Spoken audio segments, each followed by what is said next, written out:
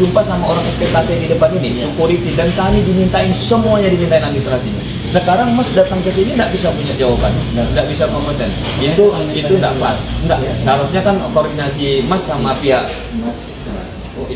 SPKT sini kan, resepsionisnya kan harusnya clear gitu loh. Kami nggak mau membuang waktu Mas, ya kan? Banyak hal lain yang bisa diurus, ya kan?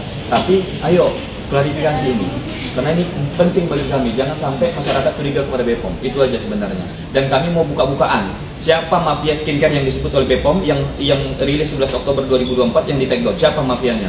Sebut nama perusahaannya, sebut nama orangnya, sebut produknya, sehingga masyarakat teredukasi dengan baik. Jangan kita ini masyarakat terus jadi korban nih, gitu loh. Untungan dia diambil tapi nggak sesuai standar dengan BPOM. Itu maksud kami, Mas. Skincare ini. Bang, ini sampai berapa lama? Tadi kan ada bikin lapor ke KPK, ada tenggat waktu sampai kapan? Semuanya ini by proses, Mas, by progress. Sepanjang BPOM beritikat baik untuk menjawab pertanyaan publik dan kami mendapatkan jawaban dan penjelasan yang resmi, clear, dapat diterima dengan akal sehat, jawaban-jawaban yang akan mereka sampaikan, maka sepanjang bisa diterima dengan akal sehat dan bisa dibuktikan dengan fakta dan data, maka ya berarti tidak perlu kita ke KPK. Tapi kalau misalnya mereka menghindar dan tidak mampu memberikan jawaban yang bertanggung jawab, maka kita minta KPK untuk melakukan penyelidikan untuk mengungkap apakah ada main mata antara mafia skincare dengan BPOM, seperti itu. Tapi terkait dengan ini semua, kami juga sudah laporkan ke Ombudsman RI. Kami sudah laporkan. Ombudsman RI kami sudah laporkan, ya. Kemarin kami langsung laporkan, sudah ada tanda terimanya. Sudah ada tanda terimanya, nggak usah di-shoot karena ada nomor handphone di situ. Ya, kita sudah laporkan karena ini adalah salah satu kewenangan daripada Ombudsman. Juga kami berencana kalau misalnya memang BPOM masih menutup informasi yang kami anggap ini adalah informasi publik, maka kami setelah nanti bersurat untuk yang kedua kalinya tidak juga direspon, maka kami pastikan kami akan lakukan perlawanan ke KIP, Komisi Informasi Keterbukaan Publik. Jadi seperti itu, Mas. Itu pengantar dari kami. Ini sudah datang dari, silakan Pak. Kita sudah ketemu dengan perwakilan BPOM. Kita dijumpai oleh pihak Humas dan pihak bidang hukum dan advokasi BPOM RI. Mereka timnya cukup lengkap dan rame tadi.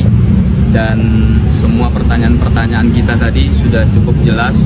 Yang kita pertanyakan adalah pokoknya terkait dengan rilis 11 Oktober 2024 tentang pemberitaan mafia skincare, yang mana setelah beberapa hari rilis tersebut di take down, diturunkan, dan kemudian kita pertanyakan terkait dengan rilis 11 Oktober 2024 yang di take down oleh BPOM. Dan kemudian ya kita dengar sama-sama tadi, teman-teman juga mendengar bahwa pihak BPOM dalam hal ini pihak Humas maupun bidang hukum dan advokasinya tidak mampu memberikan jawaban terkait dengan pertanyaan tersebut, gitu loh. Justru mereka mengatakan, ini clear mereka sampaikan bahwa dinaikkan atau diturunkannya sebuah rilis dari BPOM itu perintah dari deputi atau pimpinan. Itu bahasa dari mereka tuh. Teman-teman juga tadi udah dengar semuanya. Oleh karena itu, take down atau penurunan rilis 11 Oktober 2024 artinya perintah pimpinan. Tadi kita pertanyakan lagi. Ya. Jadi saya lanjutkan lagi ya. Pertanyaan-pertanyaan kita tadi, kenapa diturunkan? Kemudian mereka tidak bisa menjawab karena itu perintah pimpinan, dan kami tidak berani untuk melakukan klarifikasi karena kami tidak mendapatkan informasi kenapa diturunkan, apa alasannya, dan lain sebagainya. Tapi yang jelas faktanya ada temuan pelanggaran terhadap mafia skincare. Tapi tadi kita tantang untuk mereka membuka siapa mafia skincare-nya. BPOM saya tantang kan untuk buka-bukaan siapa mafia skincare-nya. Sebutkan nama perusahaannya, PT-nya apa, kemudian orangnya siapa, kemudian produk-produknya apa. Nah, ini yang tidak mampu dijelaskan by data, by fakta, baik dari Humasnya maupun dari bidang hukum dan advokasinya. Artinya hari ini kita tidak mendapatkan jawaban lagi. Ini hari kedua ya kita datang ke BPOM, dan tadi saya minta kira-kira kapan pihak BPOM dengan tim lengkap, dengan fakta dan bukti-bukti mereka untuk memberikan jawaban yang clear, paripurna kepada kita. Kita minta jadwal tadi kan, tapi mereka ya tunggu perintah pimpinan gitu loh. karena kami sudah bersurat kemarin tanggal 23 Juni 2026, maka 1 minggunya itu hari Senin. Ya, Senin kalau misalnya mereka tidak ada jawaban juga kapan untuk menjumpai kita dan surat kita belum dibalas, maka Senin depan kita akan memasukkan surat yang kedua, ya kan? Kalau nggak berani juga berarti ada something wrong, ada sesuatu yang ditutup-tutupi menurut kita, dan ini hak publik untuk mengetahui kenapa dan apa yang terjadi terhadap rilis 11 Oktober 2024 terhadap pemberitaan mafia skincare. Karena ini lagi-lagi untuk bagaimana masyarakat kita dilindungi. Jangan sampai ada mafia skincare beredar dengan produk-produk abal-abal, tapi ya kan tidak disebut dengan jelas. Dan ini bisa jadi fitnah, bisa jadi ada dusta di antara kita.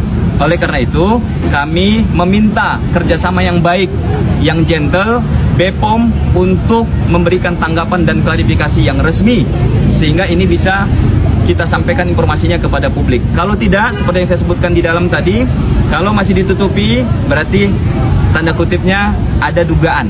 Nah, dugaan ini kalau misalnya memang tidak dijawab juga, maka kita akan laporkan ke KPK Republik Indonesia terkait dengan mafia skincare dengan dugaan BPOM tadi. Mungkin bisa dibilang sedikit kecewa Bang ya.